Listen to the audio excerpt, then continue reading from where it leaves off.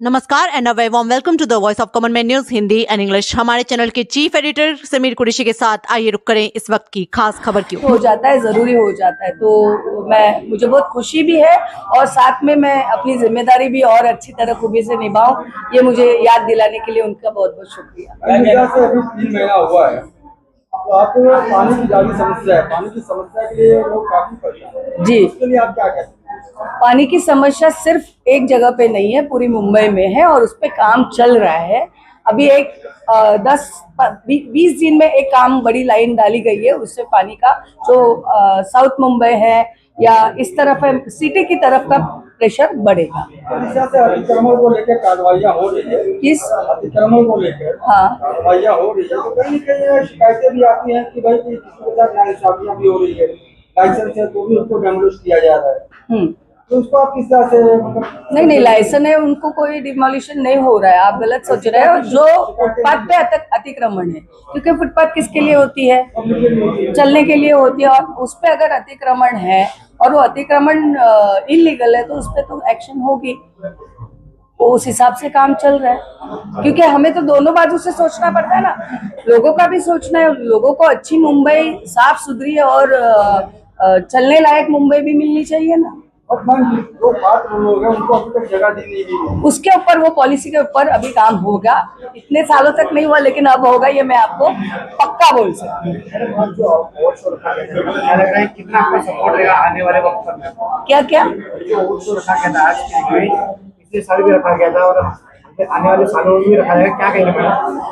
Actually यही मैंने कहा, पहले ही मैंने कहा कि ये अवार्ड जब मिलता है ना तो बहुत खुशी होती है, लेकिन उसके साथ में अपनी जिम्मेदारी बढ़ जाती है कि उस अवार्ड का जो मकसद है सिर्फ आपको फेलिसिट करना नहीं है, आपकी जिम्मेदारी आपको वो बरकरार रखनी है, उसका लेवल वही अच्छा रखना है, उससे बढ़कर रखना है। तो लोगों की जो सेवा है वो और अच्छा करो, ये इसका मतलब होता है। अपना आपने जो रेड सॉन्ग गाया था उसके बारे में जो आपने बोला था अपनी स्पीच में, तो एग्जैक्टली में मतलब क्या बोला था? एक्चुअली उनके रैप सॉन्ग में मैंने सुना, पता पूरा रैप तो समझ में ही नहीं आता है, बिकॉज मैं वो लता मंगेशकर, किशोर कुमार, रफी साहब के जमाने वाली हूँ, तो रैप तो मुझे इतना समझ में नहीं आता है। लेकिन उनके रैप में एक मैंने शब्द सुना कि अगर कोई हिंदू मर जाता है या मराठा मर जाता है तो आंखों से आंसू आते हैं, और मुस्लिम आता है तो चुप रह जाते हैं। तो ये नहीं है, ऐसा नहीं है, बिल्कुल नहीं, और मुंबई में तो है ही नहीं ये चीज। हाँ, सो ये मुझे थोड़ा सा खटका, तो मैंने उधर वो बोल दिया, क्योंकि हम एक दूसरे को चाहते हैं, एक दूसरे के काम आते हैं। जब मैं शाकिर भाई, आमिर भाई मेरे भाई है बोलते तो वो भी मुझे बहन समझते हैं, तो यहाँ पे दरार नहीं होनी चाहिए।